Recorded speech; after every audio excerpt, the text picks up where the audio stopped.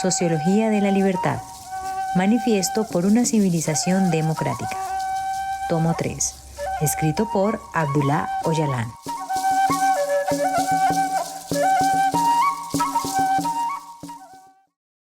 Capítulo 6. ¿Cómo surgió el problema social? El problema de la mentalidad de la sociedad.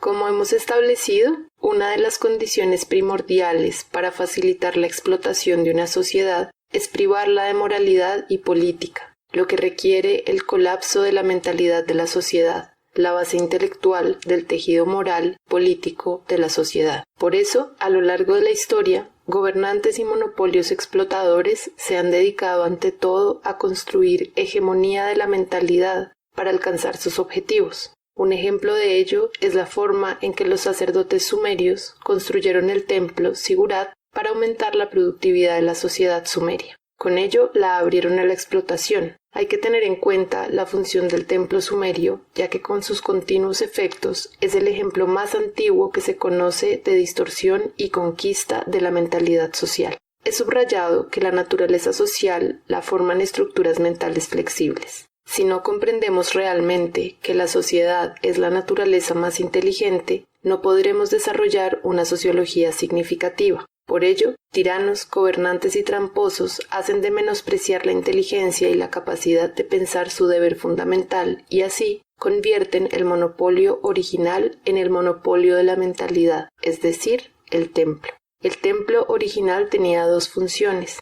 En primer lugar, era una herramienta de dominación intelectual, una herramienta de hegemonía de suma importancia. En segundo lugar, era la mejor herramienta para alienar a la sociedad de sus valores intelectuales esenciales. Hay que entender bien el concepto de mentalidad propia de la sociedad. El hecho de que un ser humano tomara por primera vez un palo y una piedra fue resultado del pensamiento. Esto no era cuestión de instinto, sino las primeras semillas de pensamiento analítico. A medida que se acumulaba experiencia, se desarrollaba la sociedad que esencialmente era resultado de la concentración de pensamiento. Cuanta más experiencia acumulaba la sociedad y más se centraba el pensamiento, mayor era la habilidad y la fuerza que se ganaba. Como resultado, se incrementaba la capacidad de alimentarse, defenderse y reproducirse. Este proceso explica qué es el desarrollo social y su importancia. Una vez que la sociedad se obliga a pensar, su tradición moral, sentido común o conciencia, es decir, su pensamiento colectivo, empieza a tomar forma. La moral es el mayor tesoro de la sociedad y ahí radica su importancia central. Es el órgano fundamental de acumulación de experiencia y la razón por la que la sociedad sobrevive, se sostiene y sigue desarrollando su vida. Por su experiencia vital, cualquier sociedad entiende a la perfección que si pierde su base moral, se desmoronará. Hasta cierto punto, toda sociedad tiene un instinto agudo y profundamente arraigado en la centralidad de la moral del que se sirve para su supervivencia. En las antiguas sociedades tribales de clanes, el castigo por no acatar las normas morales era la muerte o el destierro de la sociedad y abandono hasta morir. Los crímenes de honor, que aún continúan de las formas más distorsionadas, tienen su origen en estas normas morales. Mientras que la moral representa la tradición del pensamiento colectivo, la función de la política es algo diferente. El debate y la toma de decisiones sobre los asuntos colectivos cotidianos requiere el poder del pensamiento. La política es necesaria para el pensamiento creativo de la cotidianidad. La sociedad es plenamente consciente de que sin moral, la fuente y acumulación de pensamiento, no puede haber ni pensamiento político ni política práctica. La política es un ámbito de acción indispensable para los asuntos colectivos cotidianos, servir al bien común de la sociedad. Cuando hay diferencia de opinión o incluso ideas objetables, el debate es la clave para tomar decisiones en cuanto a los asuntos de la sociedad. Una sociedad carente de política o se adhiere como un rebaño a las reglas impuestas por otros o pierde todo su sentido de orientación, como en el ejemplo del pollo al que le cortan la cabeza. El poder del pensamiento no es una institución superestructural, es el cerebro de la sociedad con la moral y la política como órganos. El otro órgano de la sociedad es el templo, en tanto que lugar sagrado. Este templo no es el templo de poder hegemónico, jerarquía y Estado, sino el propio lugar sagrado de la sociedad. El lugar sagrado de la sociedad es uno de los descubrimientos arqueológicos más importantes, quizás la estructura más importante que ha sobrevivido hasta nuestros días. No es algo fortuito. El primer lugar sagrado de la sociedad es donde se encuentran su pasado, sus ancestros, su identidad, lo que tiene en común.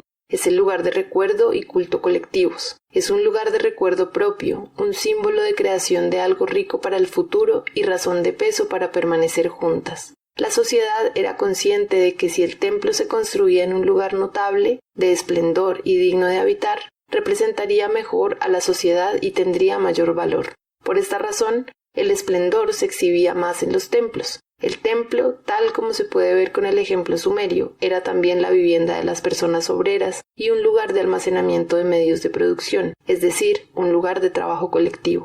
No era solo un lugar de culto, sino que también era un lugar de debate colectivo y de toma de decisiones. Era un centro político, el lugar de personas artesanas y lugar de inventos. Era el lugar donde se probaban las habilidades de profesionales de la arquitectura. Fue también la primera academia. No es de extrañar que los templos de la antigüedad fueran también centros de profecía. Todos estos factores y muchos más son los que hacen que el templo sea importante. Se podría decir que esta institución es el núcleo ideológico de la mentalidad de la sociedad. Los megalitos que se encontraron en las ruinas de Urfa tienen 12.000 años de antigüedad. Cuando se construyó el templo aún no se había producido la revolución agrícola. Pero está claro que el tallado en piedra y la erección de pilares en forma de T requerían conocimientos avanzados y por lo tanto una sociedad avanzada. ¿Quiénes eran? ¿Cómo hablaban? ¿Se alimentaban o se reproducían? ¿Cómo pensaban y cuáles eran sus costumbres? ¿Cómo se mantenían? Todavía no tenemos respuestas a estas preguntas.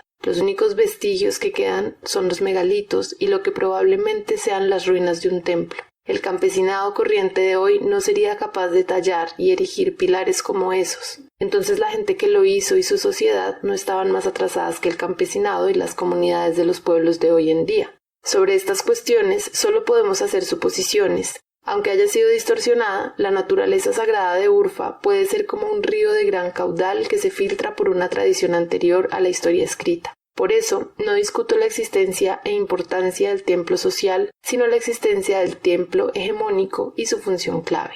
En el proceso de formación de los templos hegemónicos, los sacerdotes egipcios desempeñaron un papel tan importante como el de los sacerdotes sumerios. Los brahmanes indios tampoco se quedaban atrás. Los templos del lejano oriente no tenían nada que envidiar a los templos sumerios y egipcios. Los templos sudamericanos también desempeñaron un papel hegemónico y la juventud que se sacrificaba allí no era por capricho. Los templos dominantes de todas las épocas de la civilización hicieron servicio a la hegemonía como si se tratara de copias del original. Su función principal era preparar a la sociedad para servir a gobernantes. El ala militar del monopolio sembraba el terror rebanando cabezas de personas opositoras y utilizando sus cráneos para construir castillos y murallas. Mientras tanto, el ala espiritual complementaba invadiendo mentes. Ambos roles eran importantes en la esclavización de las comunidades. La una generaba miedo y la otra convencía. ¿Quién puede negar la continuidad de estos aspectos de la sociedad civilizada que se remontan a miles de años atrás? A este respecto, la civilización hegemónica europea cambió radicalmente su forma, pero conservó su esencia. Este cambio no era suficiente para los gigantescos aparatos del Estado-nación que cercaban la sociedad, así que tomaron medidas para hacer que la sociedad, en cuyo núcleo penetraban, dependiera de ellos. Primero empiezan el trabajo los centros de formación de mentalidad, como universidades, academias, institutos, colegios y preescolares. Después complementan iglesias, sinagogas y mezquitas. Y por último, los cuarteles militares rematan la tarea. ¿Se trata acaso de la conquista, ocupación y asimilación de los restos de la mentalidad de la sociedad, de su tejido moral y político? Cuando se dice que convertir la sociedad en multitudes es como convertir a la gente en rebaño, no se está diciendo ninguna tontería. Además, aún está fresca la memoria de cómo la colonización de la mente conduce a una sociedad fascista. El baño de sangre de nuestro pasado reciente es el resultado de esta conquista de la mentalidad. No está de más enfatizar que quien ondea la bandera del nacionalismo, el religionismo, el sexismo, el deportismo, el artismo, la industrialización de las artes, empuja a la sociedad, o mejor dicho, al rebaño, hacia el objetivo deseado, La conquista de la mente es lo que abrió a la sociedad al actual capital financiero mundial dominante. Ni el uso de la fuerza habría sido tan eficaz. De nuevo, saludemos a los sacerdotes sumerios y a los templos que inventaron. Fueron tan grandes conquistadores que incluso 5000 años después, sus actuales representantes en los templos de hoy tienen la capacidad de generar la mayor acumulación de capital de la historia sin mover un dedo. Ni siquiera las imágenes más poderosas de los dioses y sus sombras, Silula, eran capaces de producir tantos beneficios. La acumulación continua y acumulativa de capital no es un concepto vacío. La deformación del intelecto no es una operación simple. El doctor Hikmet Kivilcimli y el pensador italiano Antonio Gramsci definieron la conquista hegemónica de manera similar cuando estuvieron en prisión durante los días de gloria de los Estados-nación. Lo que Gramsci y Kivilcimli sabían era por sus experiencias, y yo, a fin de cuentas, soy también un prisionero del capital mundial. No saber reconocerlo en mi propia mente, identidad, sería una traición a la propia mente de la sociedad. El problema económico de la sociedad. Cuando se habla de problemas económicos, no puedo evitar pensar en las colonias de hormigas. Si criaturas tan pequeñas como las hormigas no tienen problemas económicos, ya que la economía de todo ser vivo gira en torno a la alimentación, ¿cómo es posible que criaturas como el ser humano, con un raciocinio y una experiencia tan avanzadas, tengan graves problemas económicos o la situación tan vergonzante con el desempleo? ¿Hay algo en la naturaleza que el ser humano, con su inteligencia, no pueda convertir en trabajo? El problema no tiene nada que ver con el funcionamiento natural de las cosas ni con el medio ambiente. El lobo feroz de la humanidad está en sí mismo. Todos los problemas económicos, sobre todo el desempleo, están vinculados con la capitalización de la sociedad. Sin duda, el análisis del capital de Marx es valioso. Trata de explicar el desempleo en tiempos de crisis, pero desafortunadamente cayó profundamente en el positivismo y la enfermedad del cientificismo le impidió hacer un análisis más profundo de la sociedad histórica. Trato de mostrar que la economía no es el capital, sino que éste es una eficaz arma contra la economía. El beneficio y el capital nunca fueron el objetivo del desarrollo de la sociedad y por eso nunca tuvieron lugar en la sociedad. Se puede concebir una sociedad rica y próspera. La moral y la política dejan espacio para ello. Pero cuando la sociedad tiene necesidades y desempleo, centrarse en la riqueza y el capital va más allá del delito. Se acerca al sociocidio. Vemos la civilización como un embrollo de problemas porque descansa en el monopolio del capital. Cuando Rosa Luxemburgo relacionó la acumulación de capital con la existencia de una sociedad no capitalista, estaba acercándose peligrosamente a una verdad muy importante.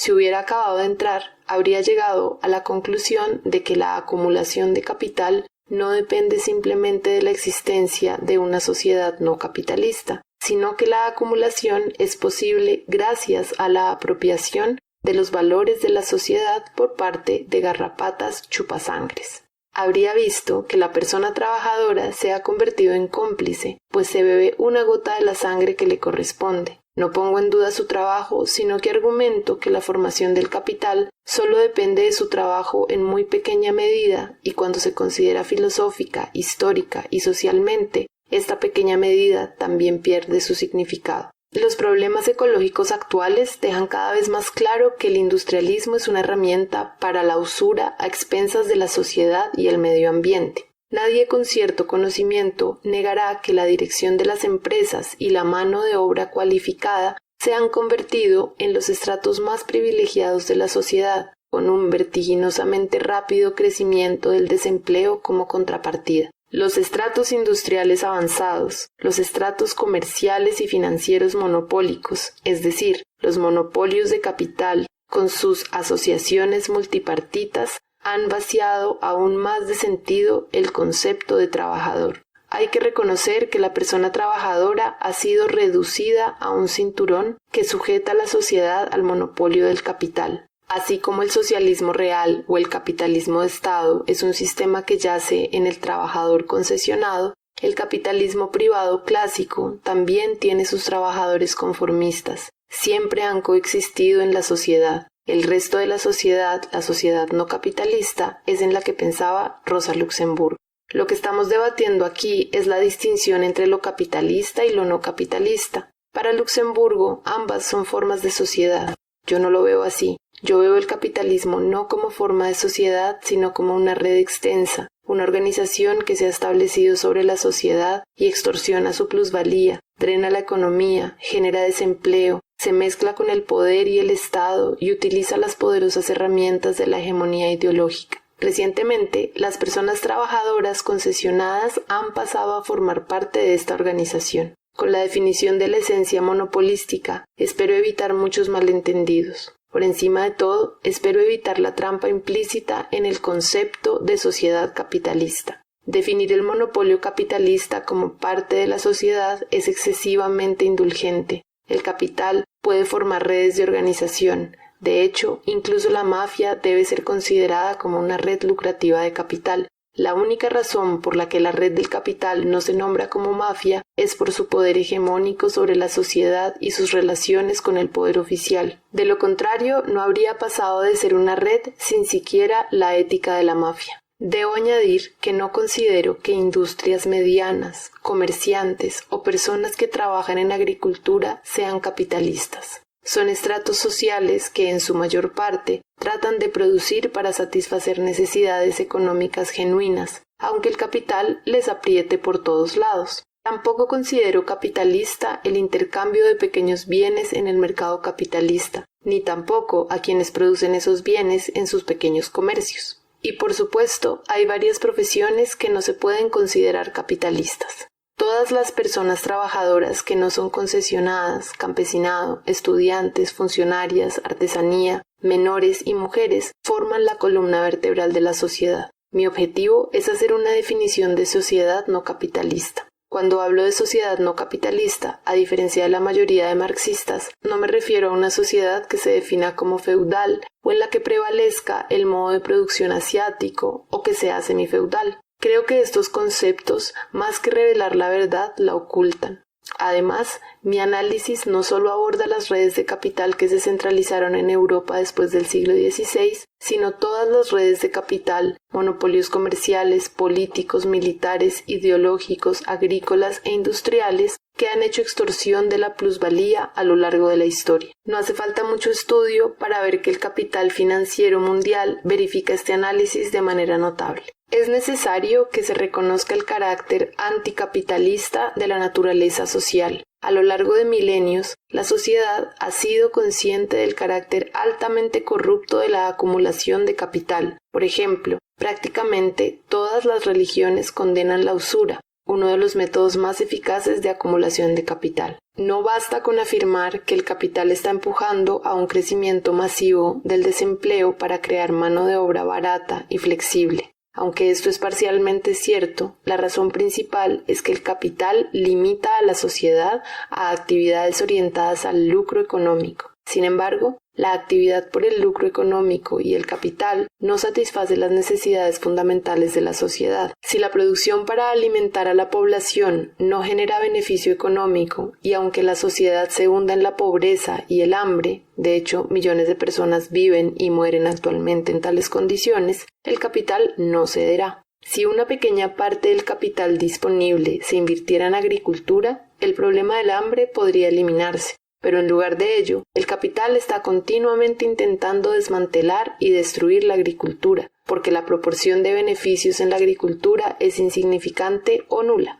Mientras los capitalistas puedan ganar enormes sumas de dinero a través del dinero, nunca pensarán en la agricultura. Pensar de esa manera no tiene sentido para el capital. En el pasado, el Estado como monopolio subsidiaba la producción agrícola, recibiendo a cambio impuestos sobre los productos o el propio dinero. Los mercados de capital de la actualidad han hecho que estas actividades estatales sean intrascendentes. Como consecuencia, los estados que se plantean contribuir a la agricultura se enfrentan a la quiebra. Eso significa que el hecho de que haya más desempleo y el grueso de la sociedad se empobrezca no es resultado de las políticas temporales del capital, sino que de hecho se deriva de sus características estructurales. Aunque la gente trabaje por el salario más bajo posible, el problema del desempleo de la sociedad no puede resolverse. Basta con una simple observación para darse cuenta de ello. Lo repetiré, no podemos liberar a la sociedad del desempleo y de la pobreza sin abolir las políticas y los sistemas de máximo lucro basados en la plusvalía.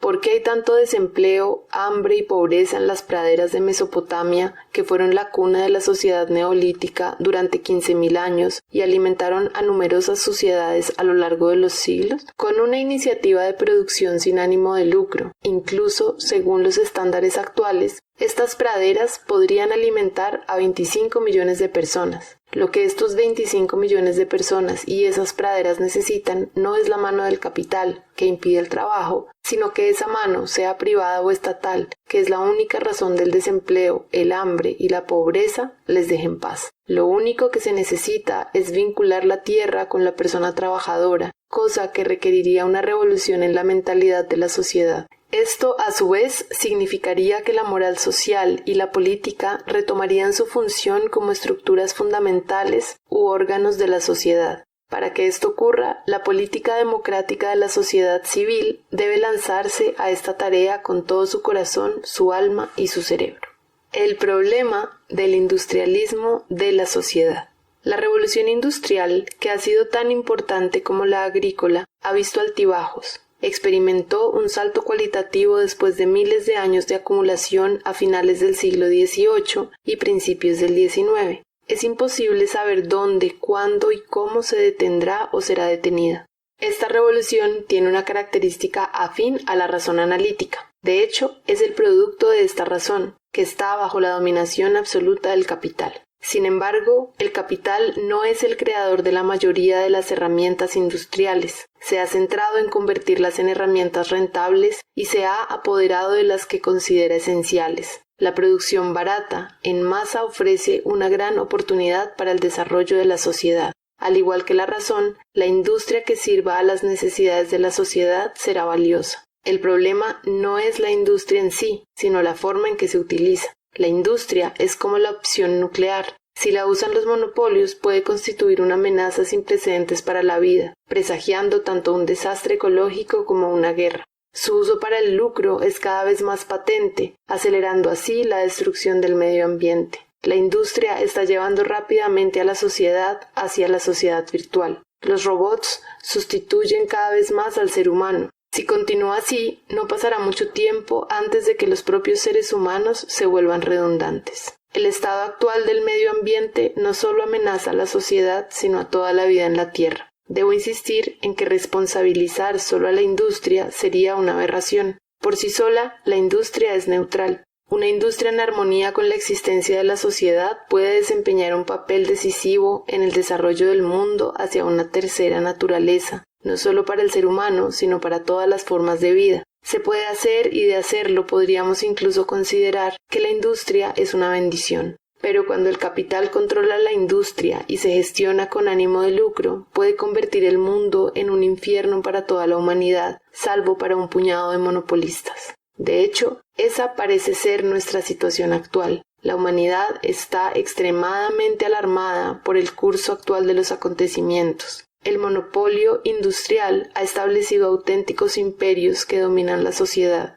Por un solo hegemón estadounidense, hay decenas de hegemones industriales. Incluso si separaran los pies a los hegemones militares y políticos, los hegemones industriales no podrían ser parados tan fácilmente. Se han convertido en algo global. Si un país que es el centro empieza a ser precario, entonces otro lugar y o país puede convertirse en el centro. ¿Quién dice que uno de los imperios industriales de Estados Unidos no puede elegir China como centro? ¿Por qué no podría hacerse si las condiciones son más propicias? Vemos que esto se está convirtiendo poco a poco en una opción.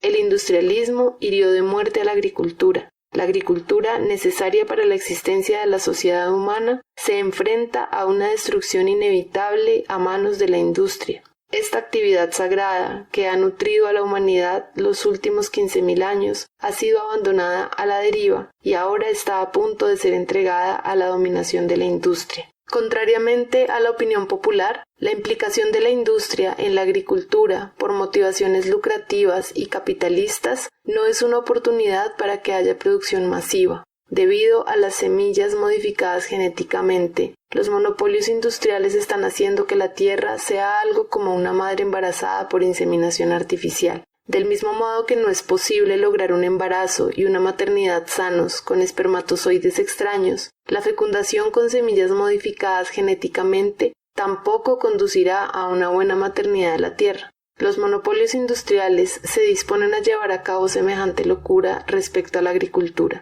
La humanidad va a experimentar, o quizá ya lo está haciendo, su peor contrarrevolución en el ámbito agrícola. La tierra y la agricultura no son un modo de producción o de relación cualquiera, sino que son aspectos existenciales inseparables de la sociedad con los que no se puede jugar. La sociedad humana se fundamenta en la tierra y la agricultura. Desvincularla de este espacio y este tipo de producción sería un golpe duro para su existencia. El crecimiento canceroso de las ciudades ya empezaba a mostrar claramente estos riesgos. La liberación probablemente sería más bien ir en dirección opuesta, de la ciudad de vuelta a la tierra y a la agricultura. Imagino que el lema principal de este movimiento sería algo como o agricultura y tierra por la existencia o extinción. El afán de lucro y el capital no dejan que la industria se ponga del lado de la tierra y la agricultura y establezca entre ellas un vínculo de amistad y relación simbiótica. En lugar de ello, lo que hace es amontonar contradicciones y crear hostilidad entre ellas. Las contradicciones de clase, étnicas, nacionales e ideológicas de la sociedad pueden conducir a conflictos y guerras, pero no son imposibles de resolver. Como son construcciones de mano humana, pueden ser desmanteladas también por mano humana. Sin embargo, el ser humano no puede mantener bajo control el conflicto entre la industria, la tierra y la agricultura, porque la industria es la herramienta del capital. La tierra y la agricultura surgieron de manera ecológica a lo largo de millones de años. Si se degeneran, no podrán ser reconstruidas por mano humana. Así como fabricar tierra es imposible, los productos agrícolas o los seres vivos, incluidas las plantas, no son susceptibles de ser creados por el ser humano. No es algo que podamos esperar que ocurra. Ese potencial se llevó a cabo con la creación del ser humano. No es posible volver a lo que ya ha ocurrido, y tampoco tiene sentido. Se trata de una cuestión filosófica profunda, por lo que no profundizaré en ella aquí. Sin embargo, así como los faraones intentaron sin éxito prepararse para el futuro con sus mausoleos piramidales, el industrialismo también se mostrará incapaz de crear un futuro donde merezca la pena vivir la vida con robotización. El propio planteamiento es irrespetuoso con los seres humanos, con una entidad tan magnífica como es la naturaleza. ¿Cómo de significativos o importantes pueden ser los robots o las copias del mundo natural? De nuevo nos confrontamos con la locura de afán lucrativo del capital. Supongamos que los robots ofrecen la forma más barata de producción. Si no quedan humanos para utilizarlos, ¿para qué servirían? Este aspecto del industrialismo es la fuente principal de desempleo y es también la mayor arma del capital contra la productividad de la sociedad. El capital utiliza la industria como arma para manipular el mercado, tanto empleando el mínimo de personas trabajadoras como imponiendo recortes de precios. Los precios del monopolio provocan crisis de sobreproducción, el principal factor de desempleo. Productos que se pudren y millones de personas paradas, hambrientas y pobres son las víctimas de esta crisis. La naturaleza social solo puede sostenerse si hay una estrecha conexión con el medio ambiente, que es producto de millones de años de un entorno favorable. No hay creación industrial que pueda reemplazar al medio ambiente, creación maravillosa del universo. El tráfico terrestre, aéreo, marítimo y espacial ya ha alcanzado niveles desastrosos. La industria constantemente consume combustibles fósiles, envenenando el medio ambiente y dañando el clima. La recompensa por estos desastres son 200 años de acumulación lucrativa. La destrucción causada es mucho mayor que la de todas las guerras de la historia. Hay una cantidad de pérdidas de vidas mucho mayor que aquellas perdidas previamente por la violencia humana, los desastres naturales y otras causas. ¿Merece la pena esa acumulación toda la destrucción causada? El industrialismo, como ideología y herramienta del monopolio, es uno de los problemas fundamentales de la sociedad. Debería ser cuestionado en profundidad y el peligro que entraña es motivo suficiente para hacerlo. Si este monstruo continúa creciendo y se descontrola, cualquier evaluación y posibles medidas de seguridad llegarán tarde y serán insuficientes. Si queremos evitar que la sociedad deje de ser sociedad y se convierta en algo virtual, Ahora es momento de arrebatar al monstruo de las manos de los monopolios, primero para hacerlo inofensivo y luego para hacer que se haga amigo de la sociedad. En la lucha contra el industrialismo hay que hacer una distinción entre el enfoque ideológico del monopolio sobre la tecnología industrial y la manera en que se usa actualmente y una forma de tecnología industrial que está en armonía con los intereses generales de la sociedad.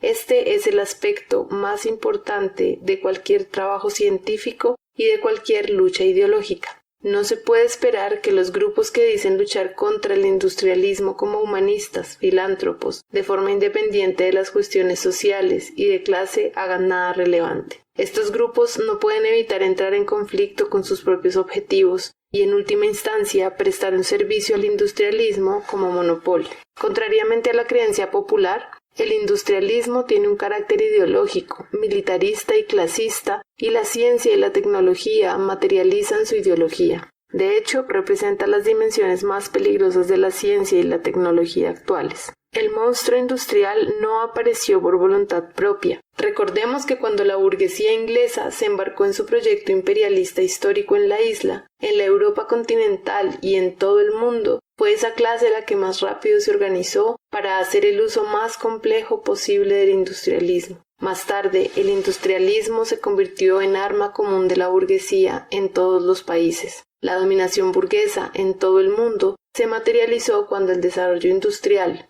parte de la tríada de economía, financiera, comercio e industria, caracterizó los siglos XIX y XX. El movimiento real socialista tachó de reaccionaria a la sociedad no capitalista y al hacerlo entró en una alianza estratégica con la burguesía industrial.